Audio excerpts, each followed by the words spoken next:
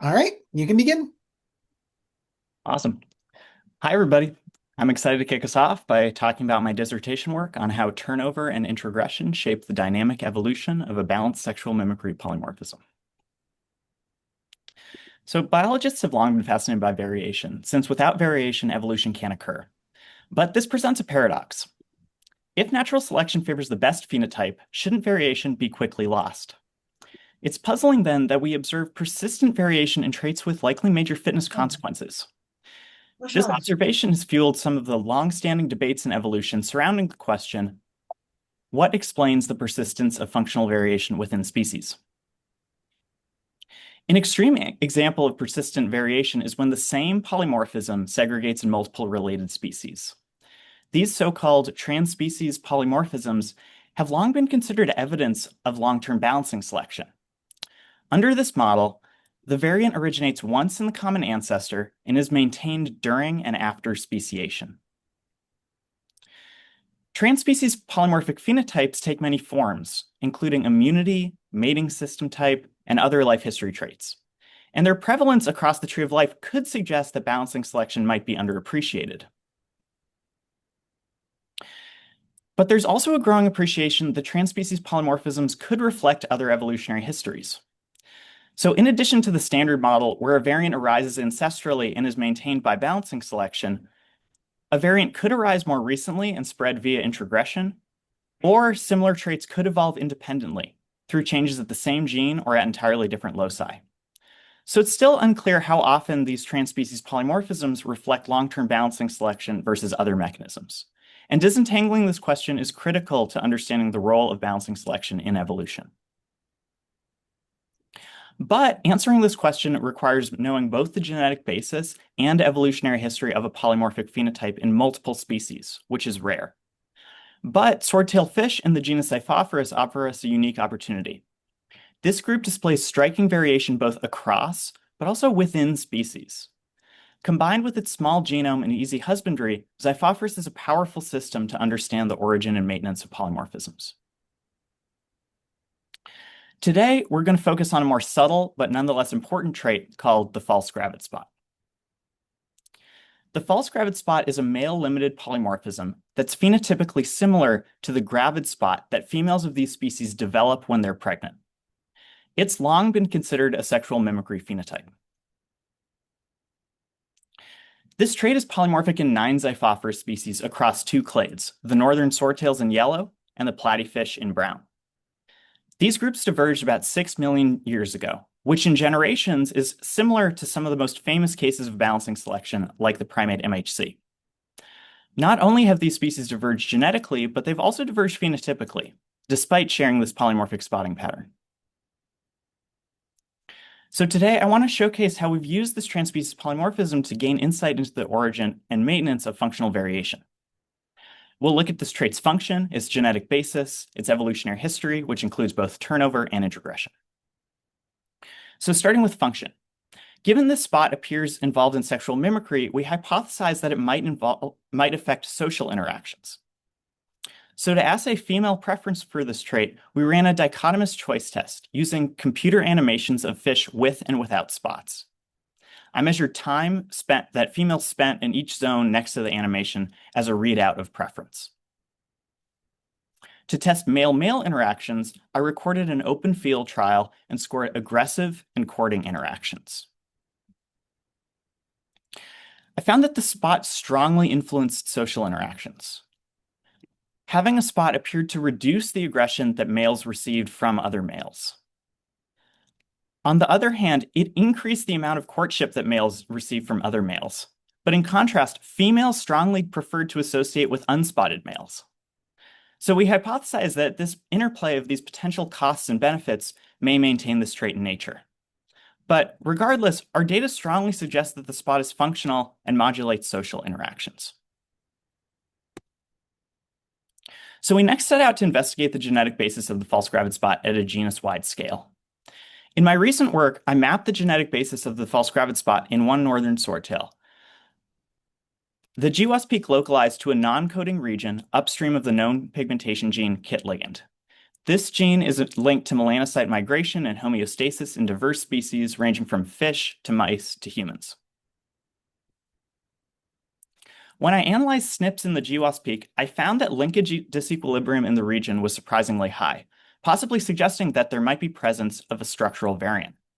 So I conducted some PacBio-HiFi and Oxford Nanopore long-read sequencing, and I'll show alignments through this talk in the form of dot plots. These show coordinates of genome 1 versus genome 2. If genomes are not structurally different, you'll see a 1-to-1 relationship. If there's an inversion, you'll see a negative 1-to-1 relationship. And if there's a duplication, you'll see one sequence present once in genome 1, present twice in genome 2. So overlaying this GWAS peak with an alignment, we can see that there's a complex structural rearrangement that contains both duplications and inversions, which is associated with the spotted haplotype. This structural variant does not change the KIT ligand coding sequence, only the region upstream of the gene, hinting that there might be a potential regulatory function. So to test this hypothesis, I analyzed RNA sequencing data from this tissue, which showed that KIT ligand was among the most differentially expressed genes genome-wide. I also collected some allele-specific expression data showing that the structural variant drove this increase, but I'm not showing this here. So to investigate the genetic basis of the spot in other species, I conducted GWAS and QTL mapping across the genus. I found a strong signal of KIT ligand both in the northern swordtails and also in the platyfish. To see if structural variants were associated with these loci, I conducted more long-read sequencing. I found that in all cases, structural variants were associated, but the specific variant was lineage dependent. There was one consistent pattern, though. Spotted individuals always had a duplication, which is shown in purple, and unspotted individuals always had a single copy of the region, shown in gray. This suggested that this duplication might be the functional element driving higher expression of KIT ligand. So it seemed like this story was simple. But then I mapped the trait in another lineage, a fifth and final species, the platyfish Xiphophorus variatus. I found a strong signal on a distinct chromosome, which suggested that there are at least two genetic mechanisms underpinning the spot in this genus. So to investigate the genetic basis in this lineage, I looked under the chromosome 13 GWAS peak for genes with known roles in pigmentation, but I didn't find any clear candidates. So I again conducted RNA sequencing to look for differentially expressed genes. Surprisingly, again, KIT ligand was among the most highly differentially expressed genes genome-wide, despite being on a different chromosome than the GWAS peak. So to understand what was going on, I looked at long-read sequencing data for chromosome 2, and I found that, unexpectedly, a spotted allele appeared fixed in the species Xiphophorus variatus. So then I wondered, could there be some factor on chromosome 13 that is instead repressing expression of KIT ligand in unspotted individuals? To identify a potential repressor, I did a deep dive into the chromosome 13 GWAS region. I first generated a self-alignment using stained glass. This plot shows self-alignment blocks colored by percent identity. This indicates that the region on chromosome 13 is highly repetitive, and part of it underwent a more recent expansion. Within this repetitive region is a cluster of more than 100 zinc finger proteins. This is notable because zinc fingers are the most abundant class of transcription factor in vertebrates. Zinc finger proteins often contain a DNA binding domain and an effector domain, which can either increase or decrease expression of genes near where the zinc finger binds DNA. But while the high number of zinc finger proteins was interesting, I wanted to see if I could narrow down the region further. So briefly, I used two Kamer-based GWAS approaches using orthogonal long-read and short-read datasets to narrow down the associated region to just 150 kb. This region contained 10 genes, including one zinc finger gene with unique amino acid substitutions in its DNA binding domain. Analysis of RNA sequencing data suggested that the zinc fingers only express in unspotted individuals, making it an intriguing candidate. But how might this gene repress KIT ligand? Given zinc finger proteins bind DNA, we were able to computationally scan the genome for predicted binding sites. I found two hits near KIT ligand. Both were within the 2 kb region that we had previously identified as the likely functional element. This computational prediction may suggest a mechanism of action between the zinc finger and KIT ligand, although the exact mode of repression remains unclear. So our model is as follows. Ancestrally, there was a single copy of this putative cis-regulatory element that drove weak expression of KIT ligand and no spot. Then a duplication arose that drove higher expression of KIT ligand in cis, leading to a spotted phenotype. Many Xiphophorus species remain polymorphic for this duplication, which drives variation in the spotted phenotype today. But in other lineages, the duplication is fixed. In these species, polymorphism at a new zinc finger protein represses expression of KIT ligand in trans. This zinc finger polymorphism now controls the spotted phenotype in these lineages. So we learned that structural variants drive the false gravid spot phenotype, although the genetic control has turned over in some lineages. So I next asked, what is the evolutionary history of these structural variants? Returning to the locus on chromosome 2, when I analyzed the long-read sequencing data, I noticed that the pattern of structural variation appeared phylogenetically discordant. So specifically, both inverted and non-inverted haplotypes were present in both the swordtails and the platyfish. To test whether these inversions reflected a single origin or multiple independent events, I built local phylogenies. So as a control, I built a tree from the KIT ligand gene sequence, which showed the same pattern as the genome-wide phylogeny. Here, there are two monophyletic clusters, one with the northern swordtails, one with the platyfish. However, when I built a gene tree from the inversion, all haplotypes clustered together. And the northern swordtails were nested within the platyfish. This discordance points to a single origin within the platyfish and subsequent introgression into the swordtails. There are two northern swordtail species that cluster within this group, Xiphophorus birchmani and Xiphophorus malinche. So to dig deeper into the evolutionary history of the inversion in these species, I again examined relationships among haplotypes and found the diversity of one species was nested within the other. But to test for introgression more quantitatively, I sequenced additional individuals at low coverage and used a hidden Markov model to infer local ancestry. In all nearly pure Xiphophorus malinche individuals with the spot, the platyfish-derived structural variant was nested within a larger block of Xiphophorus birchmani ancestry. This pattern is not expected under incomplete lineage sorting, suggesting another introgression event. So taken together, we infer that the inversion originated in the platyfish, introgressed into Xiphophorus birchmani, and then again introgressed into Xiphophorus malinche. This highlights introgression's central role in distributing structural variants and cis-regulatory elements across the clade. So I began this talk with a broad question. How do functional polymorphisms originate and persist? I outlined several possible evolutionary scenarios. By studying the genetic basis and evolutionary history of a polymorphism at a genus-wide scale, we uncovered new insights into this process. Specifically, we showed that functionally important variation has persisted across millions of years of evolutionary divergence. Most importantly, despite the stability of this phenotype, we show that its evolution at the molecular level has been extremely dynamic.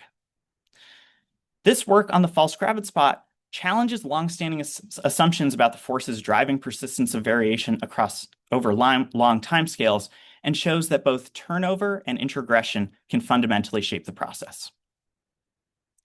I'd like to thank our collaborators, our funding sources, and particularly want to highlight some of the society grants that made this long-read sequencing possible. And thank you all for listening.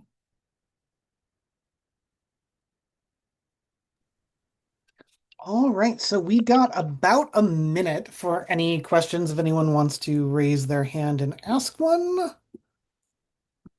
A quick check. We do have a question here. So we're gonna let you unmute yourself. Thank you. How frequent is the FGS phenotype in natural populations? The question is if the phenotype is in natural populations. How frequent it is in how frequent it is. It depends on the species. So it ranges from about 20% frequency to about 60% frequency. All right, Tristram, I'm going to ask you to stop sharing your screen so our next speaker can get ready. All right. Just reminding everyone, if you have other questions that you didn't have a chance to get answered, you can put those into the Q&A. You can access that with the controls at the bottom of the screen under the More. That being said, our next speaker here is Nora Lee, talking about one of her projects. And so go ahead and get started. Good morning, everyone. Thank you so much to the SSE organizers for this opportunity. It's truly an honor to be here presenting alongside such inspiring work in this symposium. My name is Nora Lee, and I'm a PhD student at the University of Washington and the Burke Museum. Today, I'll be sharing my thesis work on the evolution of hummingbird wing coloration.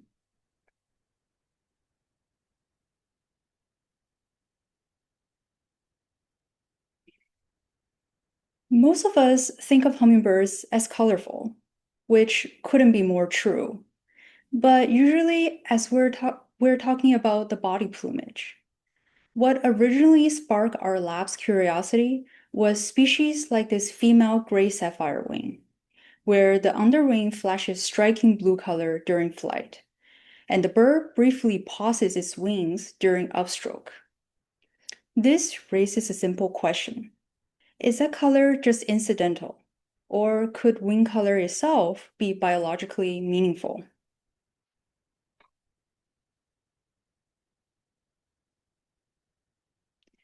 Of course, hummingbirds are among the most colorful avian families on Earth.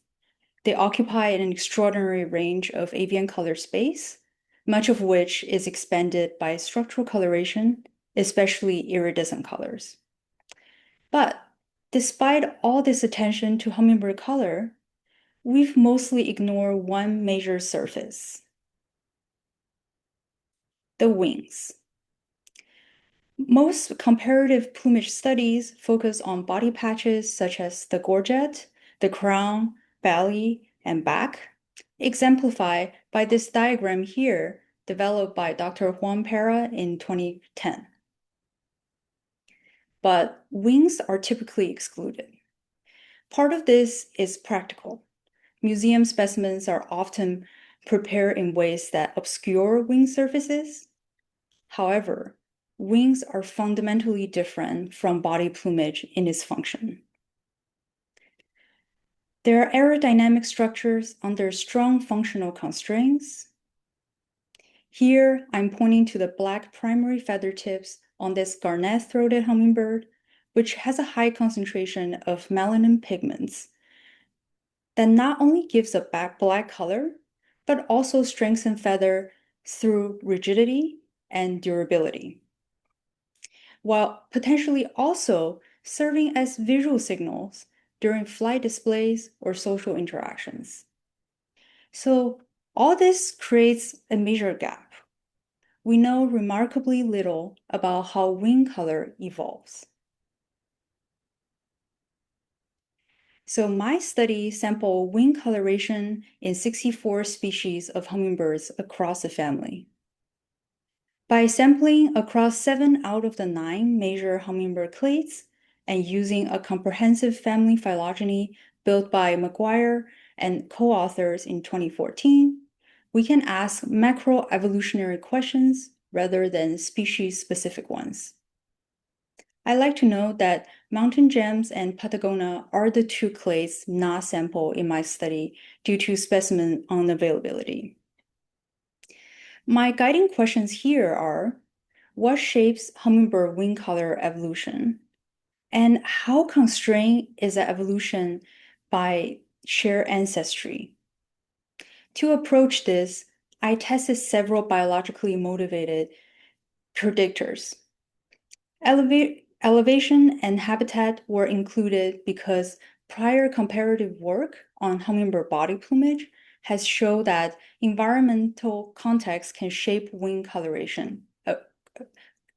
I also included foraging strategy and body mass as behavioral and ecological proxies, because differences in territoriality, competition, and display behavior may influence selection on wing coloration.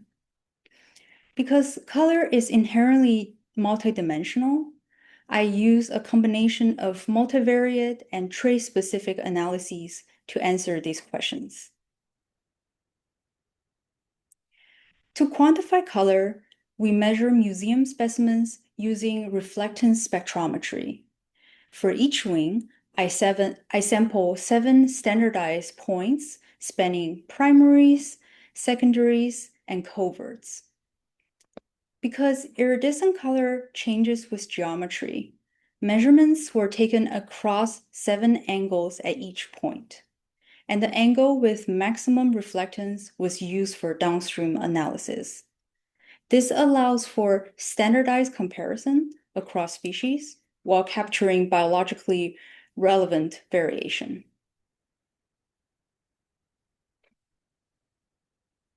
Color is not a single variable.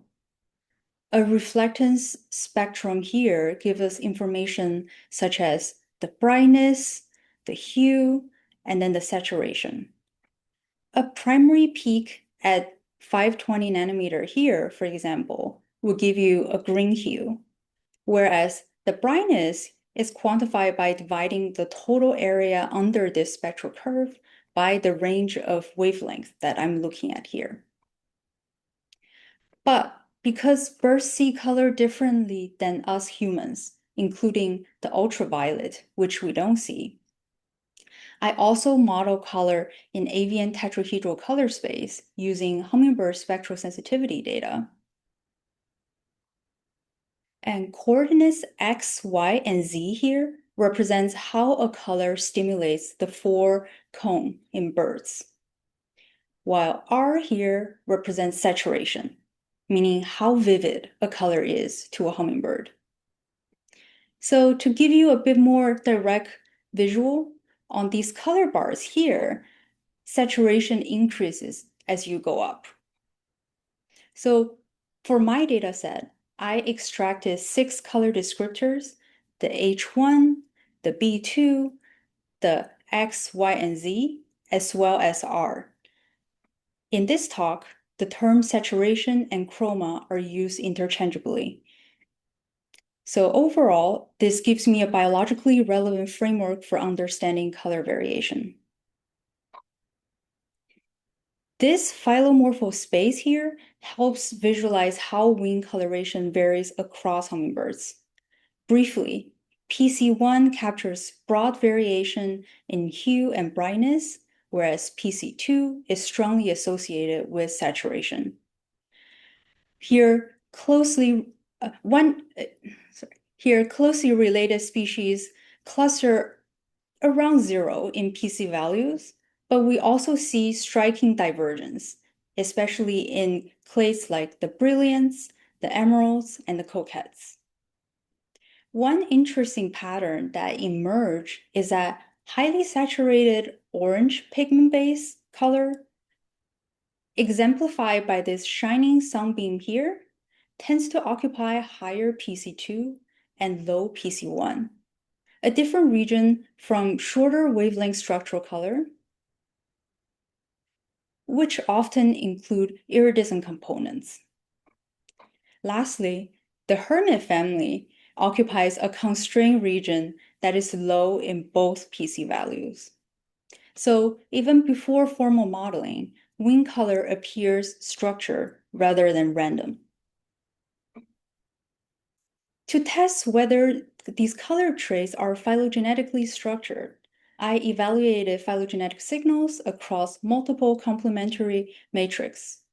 Because different matrices capture slightly different aspects of evolutionary structure, agreement across methods increase confidence. The 2 strongest and most consistent signals emerge for chroma as well as for brightness. That suggests saturation and brightness are evolutionarily conserved. Closely related species tend to resemble each other in these traits. However, hue lacks any detectable phylogenetic structures. So this was the clearest species-level result. Using PGLS, I found that chroma increases with mean elevation. And importantly, this was not just statistically significant, it was biologically interpretable. The slope corresponds to roughly a 0.034 increase in chroma per kilometer increase in elevation. So species at higher elevation tend to have more saturated wing color. I also ran broader multivariate analyses using RRPP to account for a multidimensionality of color. RRPP stands for randomization of residuals in a permutation procedure. The results suggest that other ecological predictors could influence overall multivariate wing color structure. However, the clearest interpretable pattern emerged when I conduct trait-specific analyses using PGLS. So this makes chroma a particularly compelling axis for ecological interpretation. One question is whether this elevational trend is driven by only specific wing regions. To give you just a refresher, I sampled 7 points on each wing. So to test this question, I model point level chroma while accounting for repeated measures within a species. This is done using linear mix model. The result shows that elevation significantly predict chroma, and wing regions also significantly predict chroma. However, the interaction between these two terms was not supported. So what that means is that elevational trends appear broadly consistent across the wing rather than being confined to one specific region. That said, wing regions are not equivalent. Coverts consistently show higher chroma than fly feathers, as you can see here in this violin plot. This is interesting because it leans towards a hypothesis that fly feathers may face stronger aerodynamic or structural constraints. So even though elevations shapes overall chroma similarly across the wing, local wing function still appears to matter. So to summarize, wing coloration is an overlooked but evolutionary informative trait. Chroma and brightness show strong phylogenetic structures. Species at higher elevation tend to evolve more saturated wing colors, and at the same time, different wing regions show distinct baseline chromatic properties. Together, this suggests that wing color reflects both ecological pressures and evolutionary history. One hypothesis I have for the result is that signaling in high elevation visual environments contribute to this pattern we see, but that remains to be tested directly. So my future work will integrate female wing color data, wing morphology data for aerodynamic, and then data from missing clades to better understand the interplay among multiple evolutionary forces. Finally, I'd like to thank my advisors, collaborators, the multiple museums that let us borrow their wings. Special shout out to Kevin, the ornithology collection manager at the Berg, for his consistent support throughout this project. Lastly, thank you all for your time and attention. I'd be happy to take any questions. All right, we've got about a minute and a half for questions. So anyone want to raise your hand? Otherwise, I will jump in with one. So you had mentioned early on that the melanin at the wingtip provides important structural support. Is that different in different pigments? Yeah, that's a great question. Yes. So in birds, there are several classes of pigments, whereas melanin is one that provides also the structural supports in addition to giving the color. So the other ones just don't have that same structure. Yes. Okay. So for example, we also have carotenoid, we have like porphyrin. However, those do not have evidence to support that. Got it. All right. Well, since we're about 30 seconds from the handover, I'm going to ask you to stop sharing so that our next speaker can get their stuff shared. As always, if you have additional questions for our speakers, do feel free to put them into the Q&A section. Nora, I need you to stop sharing your screen. There we go. Zoe, you want to share yours?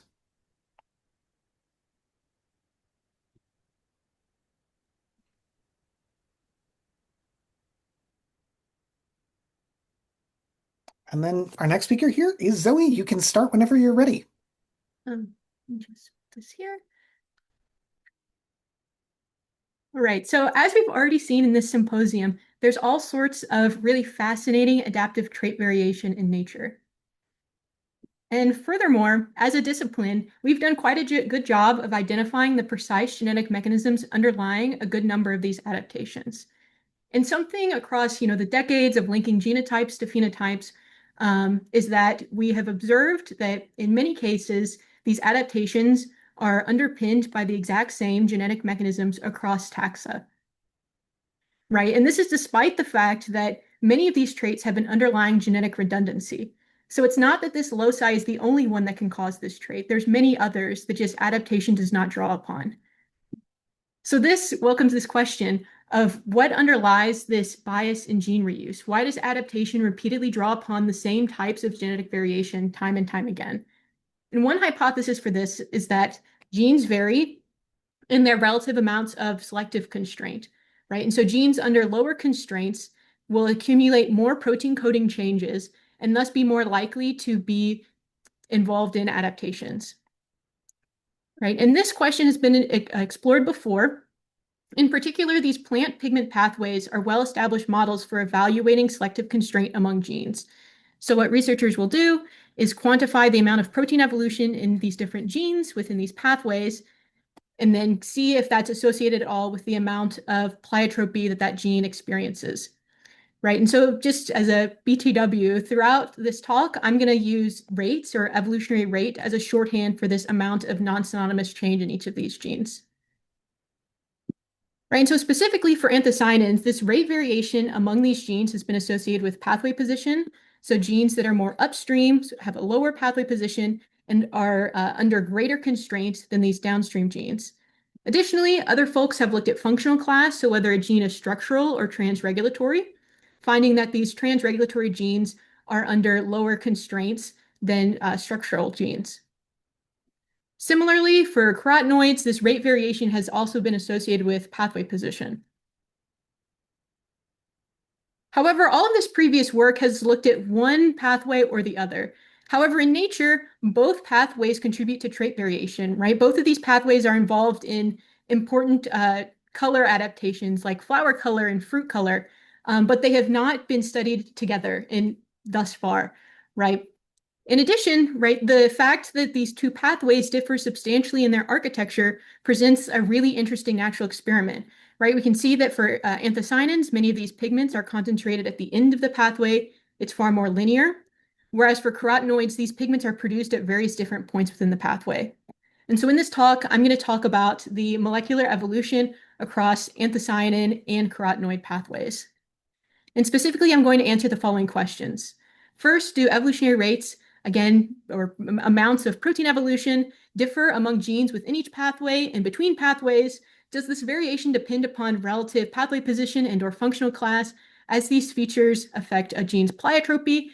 And then through all of this, going back to this overall question of what is shaping the availability of genetic variation for adaptive evolution. And to do this, I'm using this wonderful system, the nightshade genus Solanum. And Solanum is really ideal for studying evolution for a number of reasons. First of all, there's several different domesticated crop species within Solanum. And for each of these, we have extensive genomic resources. And also there's been a ton of molecular work done to understand the precise genes involved in pigment production. In addition to these domesticated species, there's really amazing wild diversity across Solanum as well. Particularly flower color and fruit color are extremely diverse and rapidly evolving within Solanum. And these traits are both directly connected to the pigment pathways under study here. Right, and so to answer our questions, I gathered publicly available whole genome sequences from 83 different Solanum species. Then we identified candidate pigmentation loci within the domesticated tomato genome. We took those and then identified orthologs in these wild species of those candidates using OrthoFinder. And then after aligning these genes and then generating gene trees, we calculated DN, DS, and DNDS using HiFi.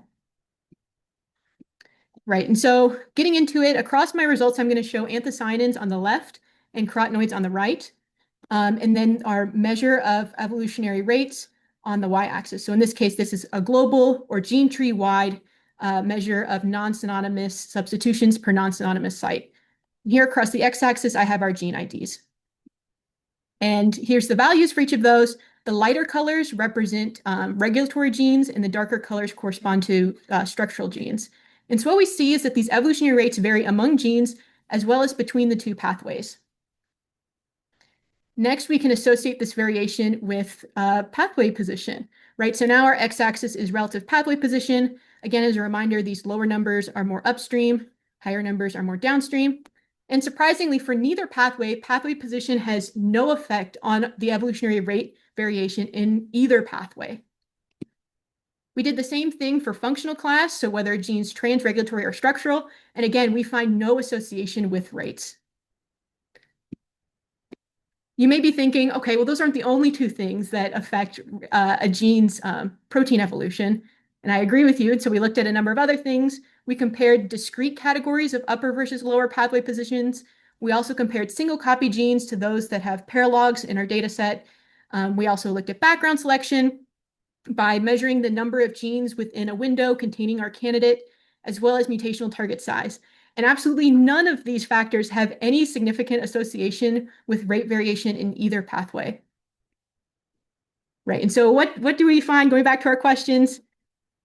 Right, yes, we do find variation in evolutionary rates among these genes, but it weakly, if at all, depends upon pathway position and or functional class and all of these other variables, right? So what shapes the availability of genetic variation for adaptive evolution? It's not obvious that it's global genetic constraints. But what if we're thinking about this in the wrong way, right? Our measure of evolutionary rates are global, so shared across the entire gene trees. But we know for a fact that these rates can vary along trees. So what about evolutionary rate heterogeneity? Right, so as I mentioned, DNDS can be estimated for an entire tree, but also we can specify rates or estimate rates specifically among sites within alignment and also across branches. So I'm showing an example here from one of our genes where each of the branches is colored according to its non-synonymous substitution rate per non-synonymous site. Right, and so this variation in rate may tell something important. Specifically, we propose that genes under lower selective constraint may more rapidly respond to lineage-specific selection, resulting in greater among-branch heterogeneity. So lower selective constraint, more variation. And how do we estimate this? Well, there's a number of different ways, but one way we've settled on, at least talking about during this talk, is the coefficient of variation across branches DN. So what we do is just take all of the DN values for every branch, calculate the standard deviation, and divide that by the mean to get a dispersion of these values across a mean. And so we can ask the same questions as I did in the first half of the talk, but instead of looking at global evolutionary rates, we're going to be looking at among-branch heterogeneity. So again, these plots are going to mirror exactly what I showed you in the first half of the talk, but instead this y-axis is our measure of among-branch heterogeneity, specifically the coefficient of variation across branch DN. And what we see is that, again, among-branch heterogeneity varies among genes, in this case, not between pathways.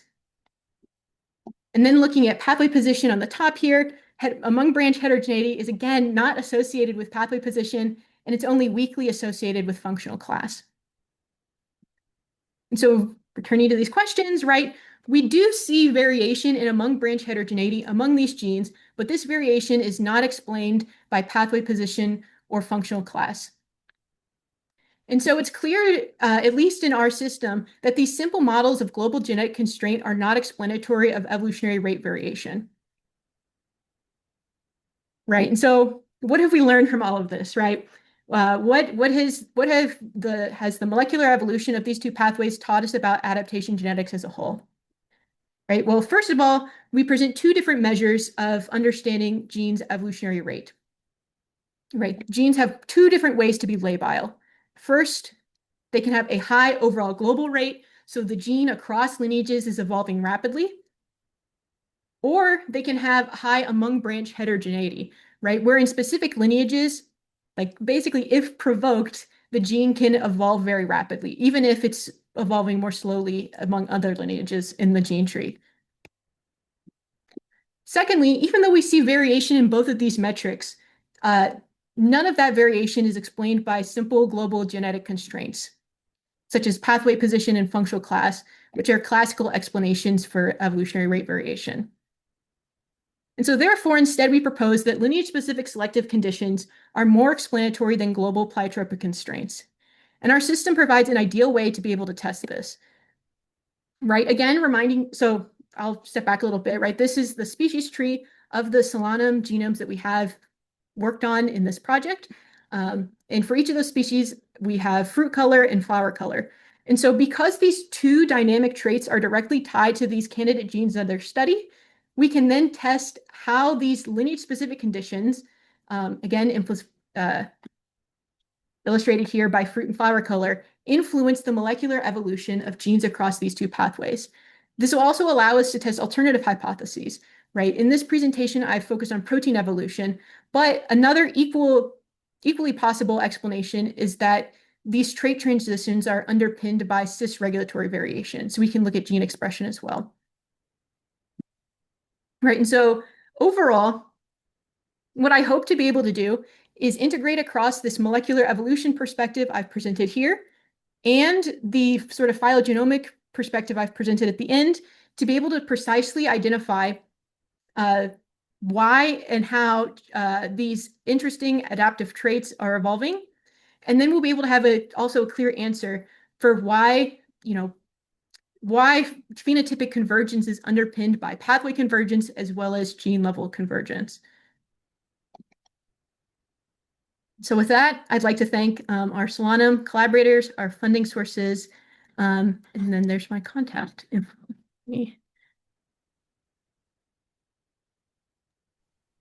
All right, so we have plenty of time for questions. Gonna open it up to see if anyone wants to raise a hand. I do have questions available if no one else wants to ask them. So, all right, so I'm gonna get started here. So one of my questions is, you're working in plants, and so plants allow introgression over much broader phylogenetic distance than many other organisms. Do you have a way that you'd be able to pick that up when trying to do your phylogenetic comparison on lineage-specific rates? With respect to this project, I'm not totally sure. And yes, like definitely within the tomato clade within Solanum, there's extensive introgression that explains a lot of the adaptive variation.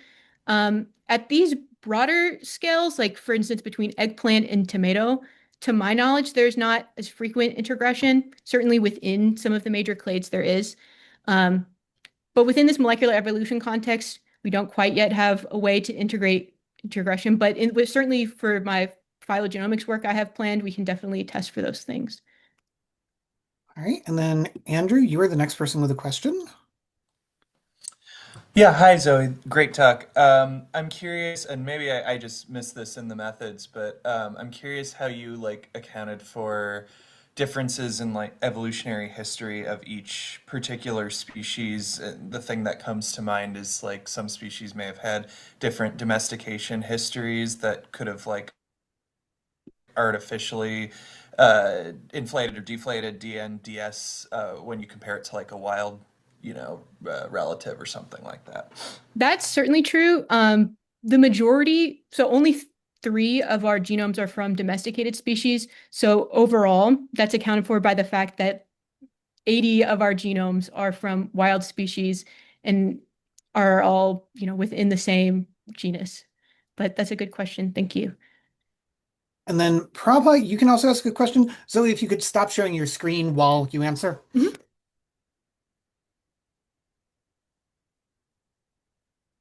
Prabha, did you want to ask your question?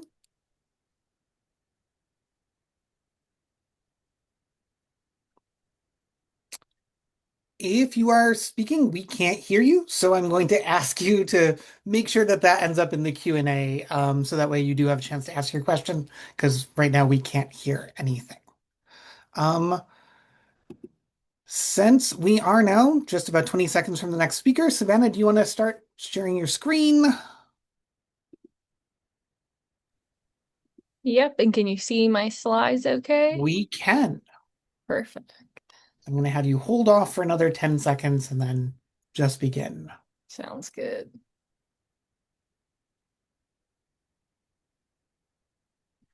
All right, you're free to get started.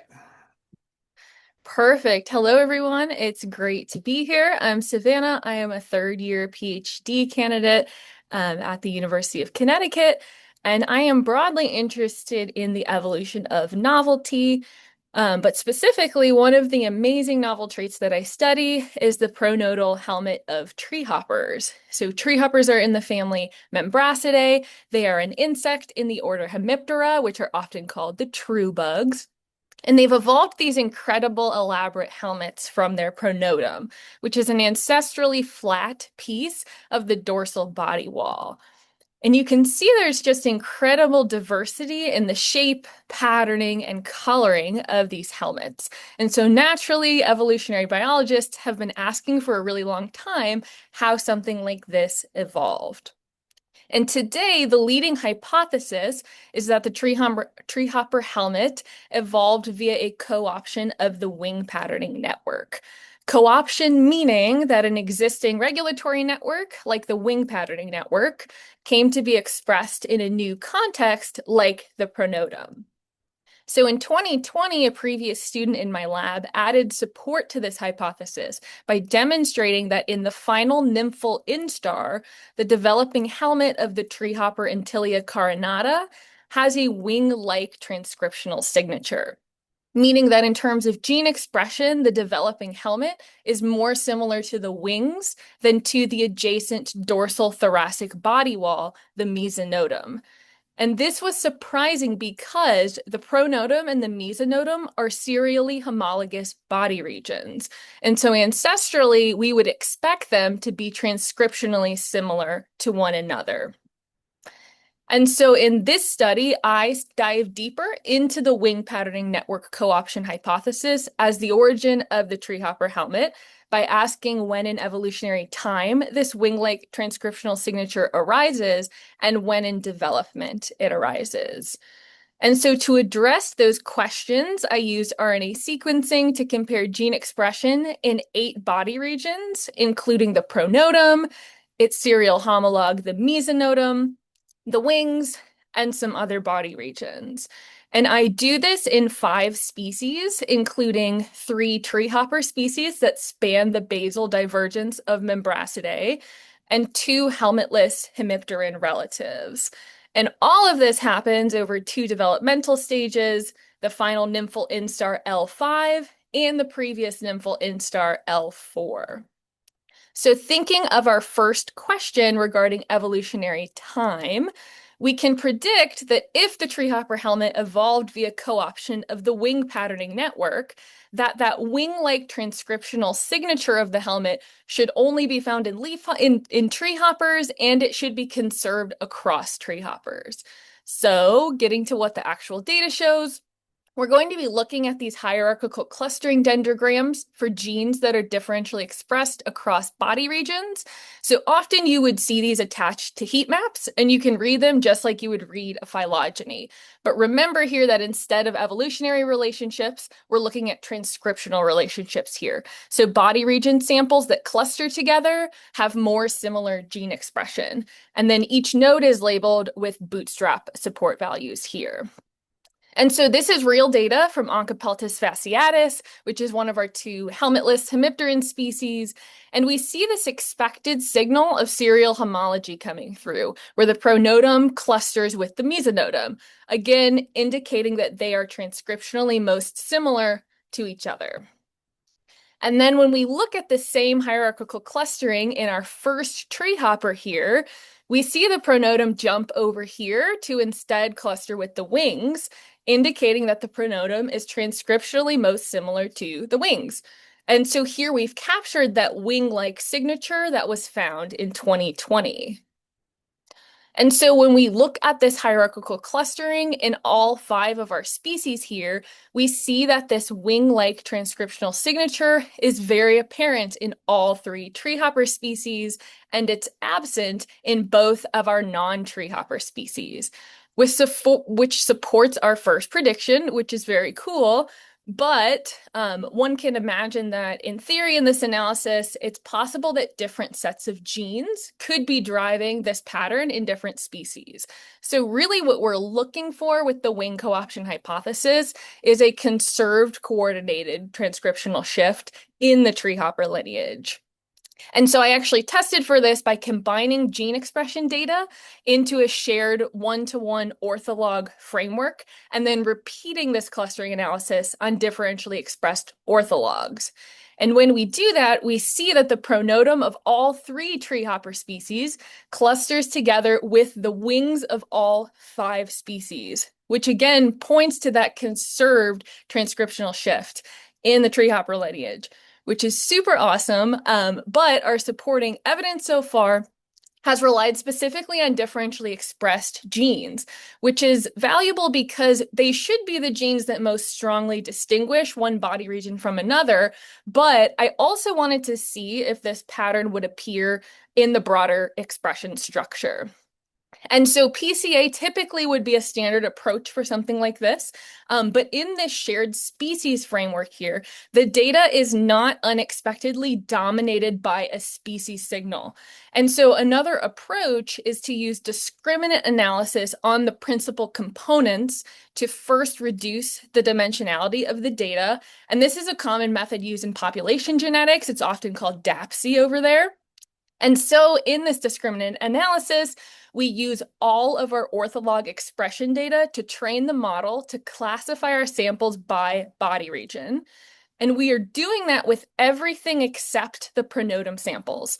So we get these different zones that different body regions occupy, and then we can project the pronotum samples into this model so that it can predict what body region class they belong to. And here I'm showing you the average placement for the pronotum of each species. And multivariate expression space is obviously very hard to capture visually, even in 3D. So if we look at some tangible numbers that we as humans can better understand, these are posterior probabilities that the pronotum of a given species belongs to a specific body region class. And so we can see that the model very confidently classifies the pronotum of all 3 treehopper species to belong to the wing class. And for our non-treehopper species, it's confident that the pronotum is not a wing, which is really cool.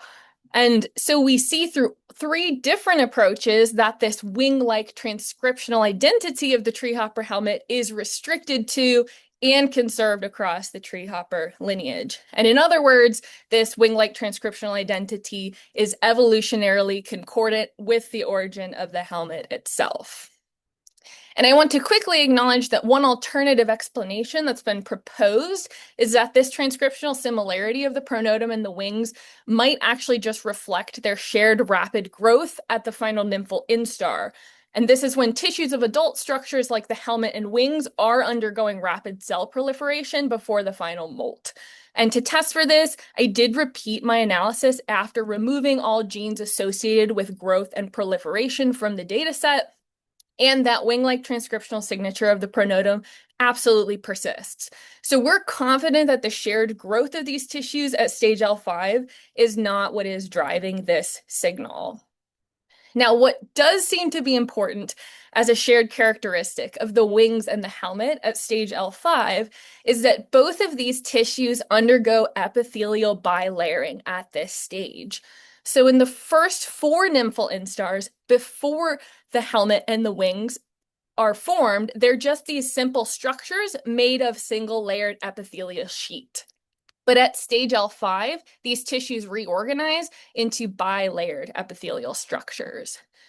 And so why is that relevant here? Well, what we all know as the canonical wing patterning network actually has a much broader role than its name suggests, because we know that it's not only involved in making wings, and that really it seems to have this ancestral role in patterning bilayered epithelial structures across arthropods.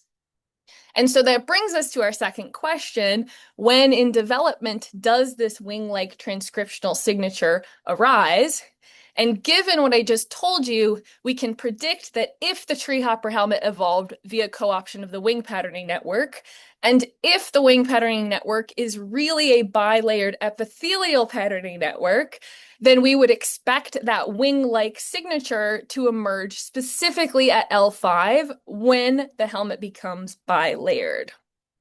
And so to test this prediction, we repeated that hierarchical clustering at the developmental stage L4, again, before the tissue becomes bilayered.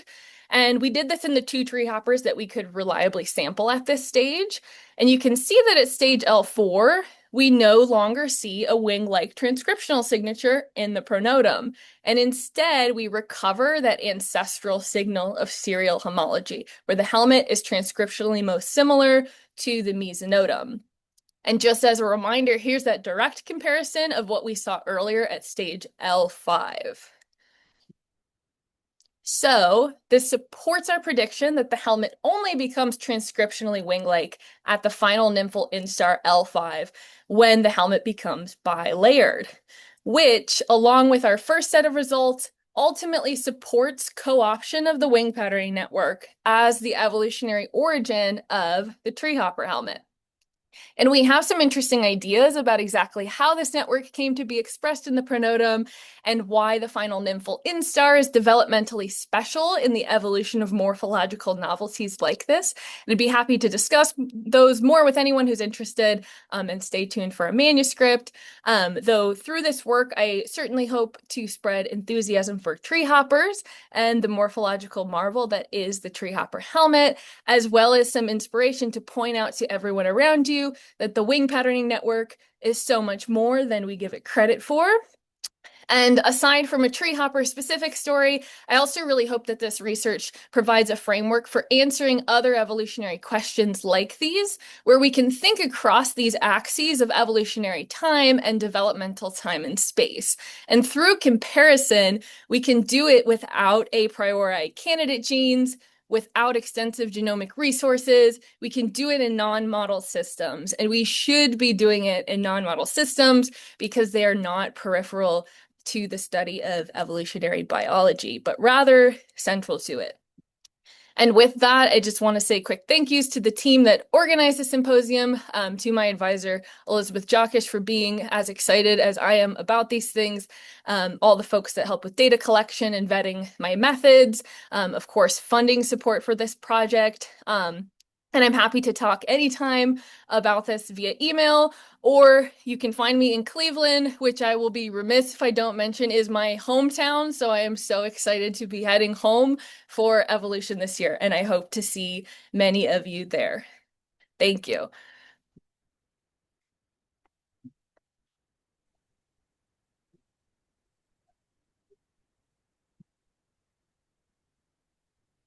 Oh, Mike, I think you were muted.